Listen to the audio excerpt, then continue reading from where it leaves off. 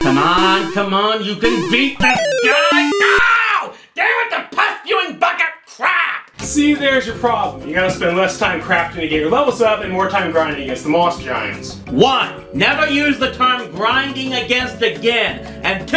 This is why I hate PvP! Kinda surprised someone like you would even get into this game in the first place.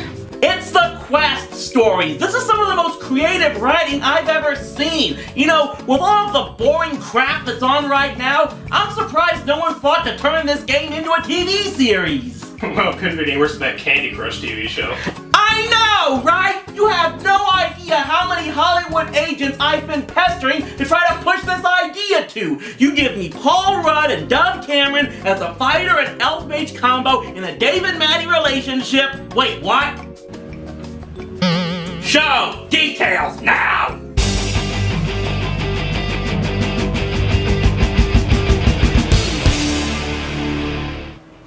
Could you give me some warning when you have Genie do that?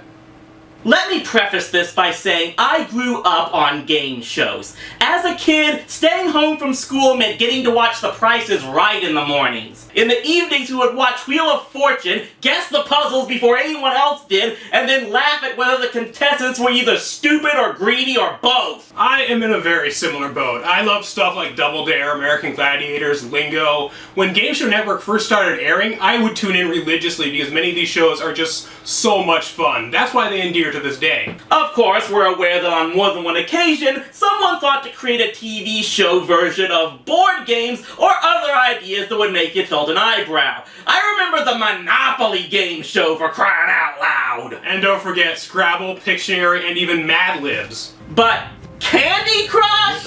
Really? The online mobile game that was pretty much a rip-off of so many games you saw at the sports bar? This was deserving of getting a televised adaptation on CBS in 2017. Candy Crush is the game you play when Angry Birds is too violent. The entire game is 90% luck and hoping you get a good pattern that gives you the combos you need. Peggle has more strategy involved. Maybe you could turn this into a show aimed at kids on Nickelodeon or Discovery Family, but a primetime series targeted at adults in an hour-long time slot? Someone actually thought this would be the next Who Wants to Be a Millionaire or Deal or No Deal? If you were following me on Twitter when it first aired, then you probably already know my thoughts on it. But now that we're both here together, I think we can get away with giving this show a proper evisceration. So let's not waste any more time and find out just how bad the Candy Crush game show turned out. So let's get the obvious out of the way first. Yes, that's Mario Lopez hosting the whole thing. It's like ever since his time on Saved by the Bell ended, he said, I just know I can do something even lower! I don't really think he's terrible here, but he's just going through the motions. It's obvious this is just a paycheck to him. And for the first time ever, players from both shows are going to face off against each other right here in our arena. And you know we're going to be off to a wonderful start because one of the first episodes to air was a special featuring a group of reality show stars. And from Big Brother 18, please welcome Davon and Paul. Now, representing the Survivor side, from Survivor Second Chance, it's Joe and Kelly. Well, it's a good thing I stocked up! Seriously, with how much of these I go through, I'm surprised my pharmacist hasn't retired yet. Don't judge me! No, I'm just surprised you're still in the small bottle. I'll get you in touch with my guy. So here's the first obvious question. How do you take a game that's nothing more than pointing and swapping candy pieces and try to make it compelling for a TV audience? How about ripping off just about every Nickelodeon game show from the 90s? Seriously, every round of this show involves some type of physical challenge. Because that's exactly what was missing from Candy Crush, right? Two people tethered to the ass by a giant candy cane.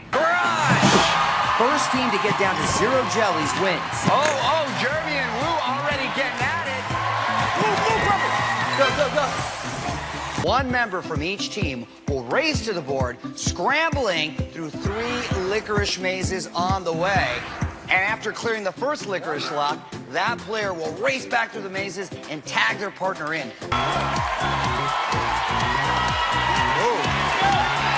Oh, Oh, Joe with a minor stumble. What makes it more amazing, and not in a good way, is they managed to make the game even simpler for the TV show. Despite the Skinner box game design, Candy Crush does still contain a good amount of depth for what it is. There are dozens of different types of pieces and modifiers, as well as a scoring system that takes into account getting combos, rewarding additional points for cascades, and can involve a fair amount of planning. On the TV show, however, the game only counts number of matches. There's no special bonus points for getting combos other than getting more matches quickly. If you get 4 or 5 in a row, you get bonus time.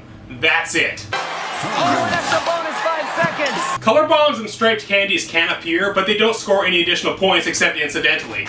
This would be like watching your son play an impromptu game of softball in the park with only 4 other kids and thinking that's enough to understand the fundamentals of the World Series. What's really funny about this is, when I was in college, I started watching The Price is Right again, and I noticed just how many of the contestants now were around my age, when I knew they were about 10 to 20 years older before. And it hit me. These were all people who watched the show as kids like me. As in, kids who watched a game show that was made for adults. Here, we have adults taking part in a game show that involves all kinds of crazy stunts that used to be in shows for kids! Is this some kind of crazy-ass circle of life thing? Like their consolation for not being to get on Double Dare 30 years ago? Well, guess what? If you'd only waited a year later, you could have done it!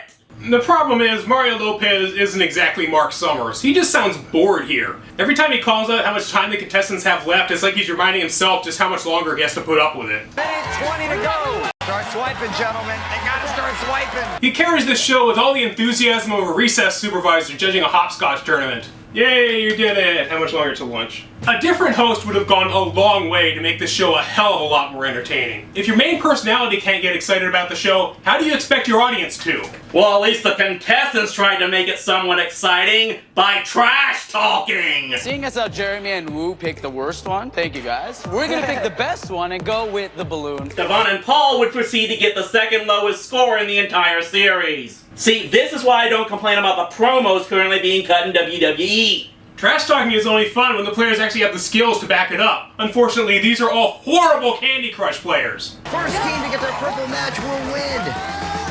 Go, they go! Go! Go! Sugar Crush. Yes! I couldn't see it. Oh, Wu and Jeremy have snuck into the lead at 6-4. Green, Joe. Frankie's feeling the pressure. Come on, Frankie! Blue! He's making a lot of matches, but can't seem to find the blue match. It's right there! The blue match is right there! You know, at least on Wheel of Fortune, when someone made a stupid move, you could assume they were taking a chance to try and get more money by trying to get one more spin. In this show, everyone's playing for an all-or-nothing prize of 100 grand, so they have no excuse. Despite their abysmal Candy Crush skills, they still sometimes manage to succeed simply through pure dumb luck. Heck, there's this one part where it looks like a team isn't even going to manage to make double digits, but somehow they end up scoring 10 matches in a row, saving them from the last place slot. They desperately needed that 5-second bonus. Go! Now they're swiping. Oh yeah, I'm sure they totally planned that. And people think the NBA is rigged. By the way, normally when game shows feature celebrity contestants, And we're using the term celebrity very loosely. they're representing some type of charity that they give their winnings to. No mention of that in this case, so these ex-reality stars are either broke, selfish, or both. Even in the celebrity episode of Pop Quiz Hot Shot, it was still going to charity, and the grand prize in that was only $100. This show just made us have to say something good about Channel Awesome's attempt at a game show. Think about that. And you want to know the worst part? This opening show featuring all these reality TV stars, this was probably the best episode of the whole series. The later episodes feature contestants that are just regular people, and they just keep getting worse. As someone who has played through Puzzle Quest about 6 times, a much better Match 3 game by the way, watching these people try to play is infuriating. I can sometimes cut the contestants a little bit of slack because they're staring at a 60-foot wall from like 12 inches away, but that excuse can only go so far. There, did you see that? If he had swapped these 2 pieces instead, he would have managed to clear half his board in one turn. The show not only lacks the depth to keep it engaging, it seems to assume that not only its players are complete idiots, but also the audience. They feel the need to remind us several times per episode how a match is made. How do you make a match? Just like this. Move candies around the board by swiping them. Line up 3 or more candies to make a match. There's something downright offensive about this show to me. These are the same people who would constantly berate us as children for playing video games, saying we're wasting our time, wasting our money, wasting our life. Why can't we go outside and do something real? And now in 2017, the gaming industry has grown so big that something as brain dead as Candy Crush can end up on TV during prime time. And suddenly, we're the ones who don't get it? These are the exact same people who were complaining on Twitter about ESPN showing Dota 2. And those were some of the best Dota players in the world! Instead, we get to watch these reality TV show washouts with egos bigger than their brains fail to see a match that's right in front of their freaking face. Parents of the world, you never have the right to criticize our method of entertainment again! Just ignoring the idea of adaptation, even just as a game show, Candy Crush fails to integrate any sort of strategy or even tension to the rounds. Let's take a look at another show, The Price is Right. Probably the template for how to make an engaging game show for a 1-hour time slot. Players start out competing against each other in the bidding round, and then the winner has their individual pricing game. But after that, they go against each other in the Showcase Showdown, and finally the Showcase in the final round.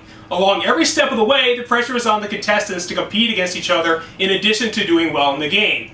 Here, if you're the first team to compete, you end up spending over 40 minutes just watching the rest of the teams play. It's so nice when the reward for doing well in the game is not being required to play it. Now, with most hour-long TV shows, most of the episodes are actually between 43 to 48 minutes in total runtime, allowing the rest of the block for commercials. At least from what we saw in the episodes we found, an episode of Candy Crush times in at less than 40 minutes. So that means over 20 minutes of the show, a third of the total runtime, is dedicated to commercials. I will never listen to a NASCAR fan complaining about their NBC broadcasts again. And when what you're watching is already essentially a giant commercial for a game whose primary revenue comes from showing you commercials, it really makes you severely reconsider whether capitalism is worth it. Insert your own emoji movie joke here.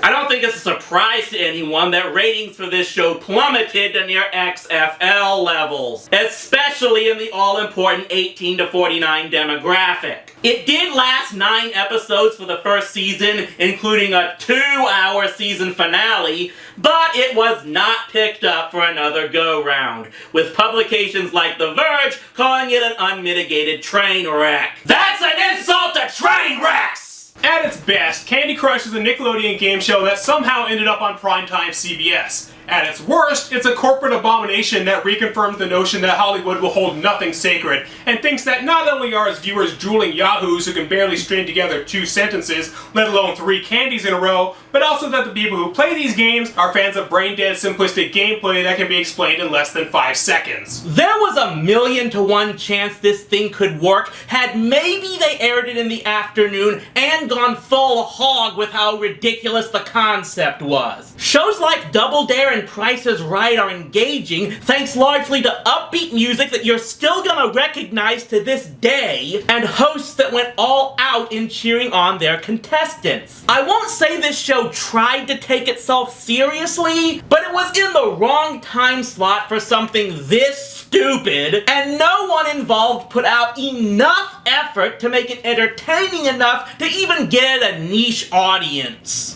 There is potential in turning video games or board games into game shows, but for some reason, they just keep picking the worst possible ones. Well, how about we write up a treatment and talk to some of your producer friends? I'm sure we could come up with something. Coming this fall to CBS is the video game sensation that's wasted millions of hours of productivity in offices all across the world. From the makers of Candy Crush comes Minesweeper. That's right, it's the game you sort of remember playing a few years ago that you never bothered to figure out but has the brand recognition that will make it an instant classic. Hurry up, we only have 5 seseconds left! I have literally nowhere I'm going! Tune in this Sunday for a sneak preview of the game and a special interview with the creator. I used to play Minesweeper all the time during meetings. Never understood the numbers and what they meant. I don't math well, but, you know, it's all just luck-based, right? You just point and click and see how long you survive. Fun, right? It's Minesweeper. We never understood it, but it seems fun, right?